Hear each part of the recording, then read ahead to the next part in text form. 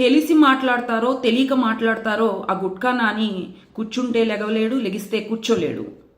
వీళ్ళ ప్రభుత్వం ఉన్నప్పుడు పక్క రాష్ట్రానికి వెళ్ళి ట్రీట్మెంట్ చేయించుకొని వచ్చాడు ఈయన మాట్లాడతాడు ఆంధ్ర రాష్ట్ర అభివృద్ధి గురించి.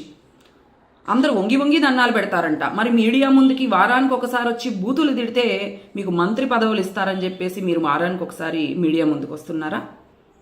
రోజా గారు మాట్లాడుతున్నారు, చంద్రబాబు నాయుడు గారు ఆడపిల్లలకి అన్యాయం చేశారంట. మరి మీ జగన్మోహన్ రెడ్డి గారు ఏం చేశారమ్మా?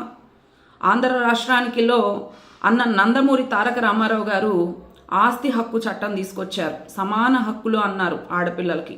కానీ మీ ఇళ్లల్లో ఏం జరుగుతున్నాయో మీ జగన్మోహన్ రెడ్డి గారు చెల్లి ఆ రోజున కొంగు పట్టుకొని మా అన్నని గెలిపించండి అని ఓట్లు అడిగితే మరి ఈ రోజున ఆ చెల్లి ఎక్కడుందో చూస్తా ఉన్నాం. రోజా గారు మీకు నోటికి అద్దు అదుపు లేకుండా పోయింది. చంద్రబాబు నాయుడు గారు ఏ సెక్యూరిటీ లేకుండా వస్తే ఆడవాళ్ళు కొట్టే పరిస్థితి ఉందా? ఆ రోజున పరదాల చాటున దాక్కొని అమరావతి రైతులను పరామర్శించడానికి కనీసం సెక్రటరేట్కి వెళ్ళడానికి కూడా మన జగన్మోహన్ రెడ్డి గారికి దమ్ము లేదు. దమ్ము లేని నాయకుడు జగన్మోహన్ రెడ్డి. ఈ రోజు నువ్వు మాట్లాడుతూ ఉంటావు మీడియా ముందుకు వచ్చి, కనీసం వయసుకు మర్యాద ఇవ్వకుండా. ఏ పార్టీ నుంచి వెళ్ళావమ్మా నువ్వు?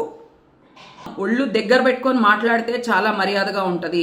ఒళ్ళు దగ్గర పెట్టుకోకుండా ఇష్టానుసారంగా నోరు జారితే తాట తీస్తాము.